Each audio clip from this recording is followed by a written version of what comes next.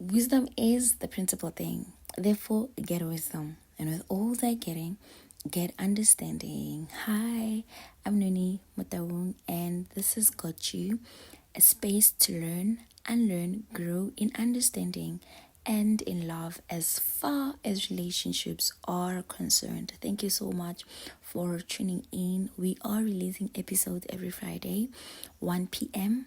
South African time on various social platforms, on Apple Podcast, on Spotify, on YouTube, on Amazon Music, everywhere you think there's a podcast, you can find us. So today I want to talk about the fear of rejection. A friend and I had a very long discussion about how this fear of rejection specifically is robbing us of things that we should be living in and experiencing in our relationships, but we cannot because of we fear that we might be rejected. So I decided, since all this is actually a thing, I didn't think is really a thing, but having that long conversation with a friend made me realize that actually this is an actual issue, and we normally don't like to talk about such things. We barely share about such things, right? Especially in my community, right? In my Christian community, we barely talk about such things. Because why? We have the Holy Spirit, honey. Why are we fearing? Why? The Lord did not give you the spirit of fear, but of power and of sound mind. So these are the conversations that we should have, and we are not having. And because of that, we see a lot of failed relationships, whether it's mother and daughter relationship, whether it's brother and brother relationship, whether it's whatever relationship. We see a lot of relationships also in my community, right? Not being able to last long or withstand the test of time because of some of these things that we don't talk about. So today we are talking about the fear of rejection. Research shows that rejection hurts. It activates the same areas of the brain as physical pain does. So from this, we can actually see that actually this is real. As much as it's almost like a psychological issue, it's a physical issue. It's real. And probably the reason why we we want to avoid it so much, it's because it's real, right? So we acknowledge the fact that it is real. However, right, rejection is not all that it seems. In fact, rejection is not that bad. Okay. Wait for me. I'm coming. Let me build my case. When I'm saying that rejection itself is not so bad, it's about, what I mean is, really, it's about the meaning you give to it. The meaning you give to the rejection is the actual hurt, or the actual thing that makes the rejection to hurt. We have an incorrect understanding of rejection, and in that we react incorrectly to it. For example, if I invite a friend over, right, and they reject me, or they are busy, right, or they had plans prior, I decide to be like, oh, okay, so she does not want to hang around with me because I'm not that interesting anymore. I'm not in their league anymore. I'm not in her league anymore. So we decide the meaning of we put meaning to what rejection is to us, right? So, or I can just take it as, okay, they had plans prior. So it's cool. See you when you see me. We will see each other, right? Nothing personal like that. So negative self-perception often is the root cause of this fear. And it manifests in different ways, right? In your body language, in your behavior, your inability to connect with others, and many more, right? There are so many more factors that we can factor in this. So having the right perception of yourself is actually the beginning of a successful relationship, not only with yourself but with others. When you know you are bringing the real thing on the table, not metaphoric things, you're bringing real things on the table, correct things on the table, you won't find yourself shaking in the face of rejection because you have the right mind, you have the right perception of yourself. So when you are coming to the table, the one that the Lord prepares before your enemies, and you come to the table, you know, right? You know, when somebody rejects you, or actually rather, when you feel rejected by somebody, your whole identity now won't shake because a person rejected you, you know? So it is really important to have the right thoughts about yourself. And the other thing that this fear of rejection does is it makes the victim, right, to sabotage the success of a relationship as a way to control the outcomes, or they're just validating their fears. There's so many people with so much potential, right? But because of this fear of rejection, they sabotage their relationship, the success of their relationship, instead of learning, instead of trying to embrace, right, rejection. Honestly speaking, rejection is inevitable. It is everywhere, right? By the virtue of engaging with the world around us, we are not the same people. We don't see the same, probably don't prefer the same things. So other people don't prefer things that you are offering, and it's okay. You also don't prefer other things that other people are offering to you, and also it's okay. It's part of life. It's life like that. So it is very inevitable and very important that we understand that we cannot change how people react towards us, but we can change how we react to people's reaction towards us. So you cannot control anyone but yourself. Trying to avoid rejection is not going to work for you in the long run. It might work for you just for that moment because wow, you successfully fulfilled self-prophecy, right? Successfully. So yeah, you won, but you lost an opportunity to grow. You lost an opportunity to pursue, probably, I don't know, a personal pursuit. You lost an opportunity to connect with people or to have a deeper connection with somebody. So, and also you were really successful in dimming your light in that moment. You were really, really successful in thickening the bars of your prison. You're very successful in making it very hard for yourself to come out. It's like you are adding on the prison that you are in. You're just adding bars. Now the question is, how then do we get over the fear of rejection? In Joshua 1:8, it reads as follows. Joshua 1:8 in the KJV version. It says, "This book of the law shall not depart out of thy mouth, but thou shalt meditate therein day and night, that thou mayest observe to do according to all that is written therein.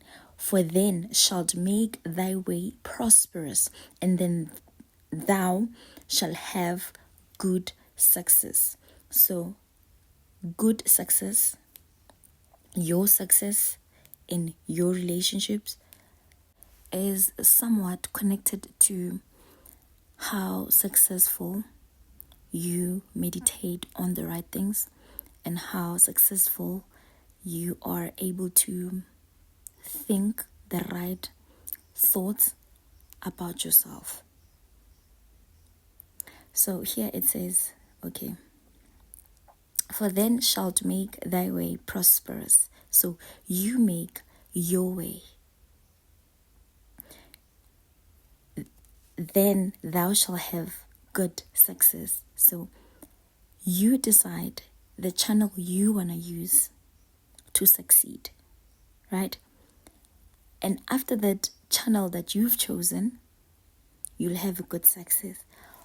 Whether the channel is through self-condemnation, self-critique, whether it's negative self-perspective or perception, that way that you choose, you prosper in it. And then you make a good success of that thing that you choose, the channel that you choose will have a good success because you successfully engaged it, you successfully embraced, you successfully possessed it, successfully made it your thing. So if you take rejection or the fear of rejection, and instead of, like I said before, instead of embracing it and having the right perspective of things, you decide to take the incorrect meaning of people's reaction towards you, you're gonna prosper in that. You're gonna have a good success out of that. So it is really important to have the right thoughts, to meditate upon the right things, correct things. Anyways, as I was doing my research and reading about this whole thing, so I have a proper understanding of it, or further understanding of it, I came across the 4SWs, right? So it's a mantra. It says, some will, some won't, so what? Someone's waiting. Let me try to break this down how I understood it. Some will, some won't, right? This brings a reality to us that some people will get you, some people will like you, some people will want to be with you, but some people won't. Some people won't understand you, some people won't like your opinion, some people won't prefer you, and it's okay, right? Now, so what? Someone is waiting. This brings also a different perspective, that did not work, right? Let's say somebody rejected you. So what? Someone is waiting, meaning there's something for you. This was not for you. If this is not for you, then go find what is for you. There's no way, there's nothing for you. There's literally no way, there's nothing for you. There's something for everybody. The mere fact that you were born of a woman, there's something for you. Okay, I don't want to go Bible again. But when God created Adam, right?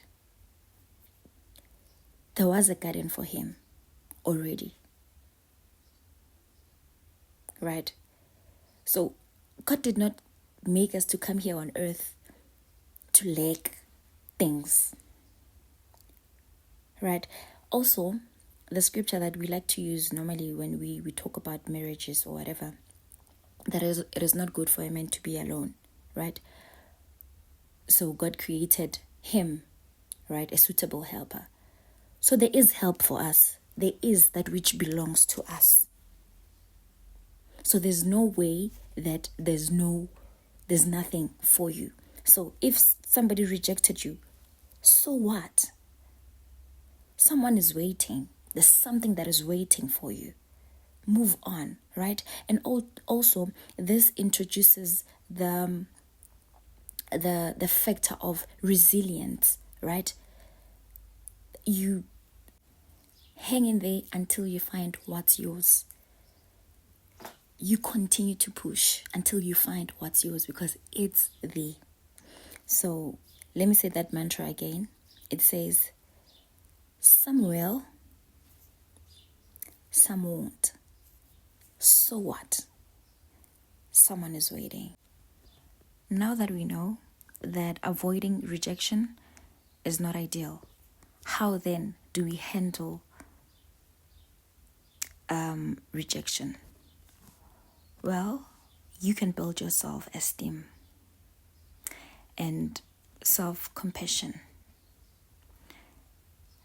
Build yourself. Speak the right words. Have the right perception about yourself. Talk right to yourself. Talk the right things. Talk life to yourself. Focus on your strength. Focus on things that you know that these things, I can do them. Without anybody's help, I can do them. Focus on things that makes you feel good, that makes you want to wake up in the morning and conquer the world. Focus on your accomplishments, the things that you were able to accomplish. Dude, you were able to beg yourself that promotion. You were able to graduate from that school. You were able to be the kind of person that you are. You were able, all these things, your accomplishments, right? You're able to probably build your parents a house. You are able to, every month, you're able to take money back home. You are able to support your family. You are able to, your accomplishment. You are able to read that book. You are able to maybe write that book. You are able to start that thing. You are able to establish that thing. Focus on the things that you know that you are good at, and focus less or think less on the things that you feel like, oh my goodness, I'm so bad at this. But focusing less on it, it does not mean now you become ignorant of them, right? The more you focus on the good stuff, right, you fill yourself with good things. So now what's gonna come out of you, it's gonna be good. You cannot pour juice, right, in a glass, and when you drink, it's a soda. It's not. It doesn't work like that. What you pour inside is what will come out. So we are not saying be ignorant of your weaknesses, right? But build strength around your weaknesses. If you're not good in communicating, well, go to whatever. Just find yourself communicating with strangers. If you feel like you don't want people to see your journey, right? The people that you know. You can go in a restaurant, wherever, and come across somebody maybe seated there. Just nicely ask them, can I have a chat with you? And if they reject you, it's still okay because you're not going to see them anyways. So you are building your skin, right? You're building that tough skin. Normally, we don't want to do things because we are afraid that those around us will see us. Actually, that's the problem. Those that know us, right? Those that we value, respect, love, will see us, and probably they will reject us for our failure or humiliate us for our failure or whatever that we think those people will do. Then do it to strangers, people that you will never meet again. People you know that, okay, if I go this direction, I come across probably a stranger, you just talk to them. If they reject you, then cool, you move. You won't see them again. It's not like they mean anything to you anyways. Just try to take yourself outside of that prison. Nobody is gonna come. You see the angel that came and opened the gates for Paul? Won't come. Unless if really the church is praying for you. And yeah, definitely the angel might come. The fact that he came, it shows that he can come again. But we're not about that. I'm saying that you need to take little steps, baby steps. Don't do it around people that you know, because I know that's that's where the embarrassment lies. Go to places where you don't know those people. Go to restaurants. Go to wherever. Go to parks. Whatever. Just go to places you know that you won't come back again here. And even if you do come back again and you see that person, they don't mean anything to you. You were oh my God, I'm about to say something that is very corny. But they were a vessel, in your hands, they were a vessel. So yeah, do what is necessary to really better your weaknesses, to work on them. I'm not saying you should make them your strength, right? But work on them. Do the work, put on the work. So, and I guess that's about it. I hope we learned something, or if we did not, we understood better, and we will go head on with the fear of rejection. And it's not a one-time thing, right? You're not gonna conquer it one time and it's done. No, you conquer the fear today. Somebody comes and rejects you tomorrow, you conquer it. The other day an opportunity comes and rejects you, you go again. You go again. You grow, you learn, you build muscles, tough muscles. It's life like that. I think also we have this perspective that life is complete. Like, if you are struggling with communication, for instance, or if you are struggling with vulnerability, right? You think it's like that. That's how it is. That's how it will always be, which is not the case. This is life. Things change. Things really change. So give yourself grace and begin to just do small steps, just for the sake of you building proper relationships with people and having a proper community. We need community. We need a village. You are not an island. So work on yourself. Okay, now I think I'm talking too much. Thank you so much for tuning in. Don't forget, we are releasing episode every Friday, 1 p.m. South African time, on various social platforms, on YouTube, on Spotify, on Amazon Music, on Apple Podcast, on Hard Podcast, everywhere. We are everywhere. Thank you so much for tuning in. Thank you for coming and listening and giving us your time and your attention. We really appreciate it, and we hope you learned something or understood something further, or you unlearned, or you are unlearning something from this conversation or discussion. Thank you so much. From myself, Noni Mutaung, and the Gochi team, we are saying bye until next time. God bless.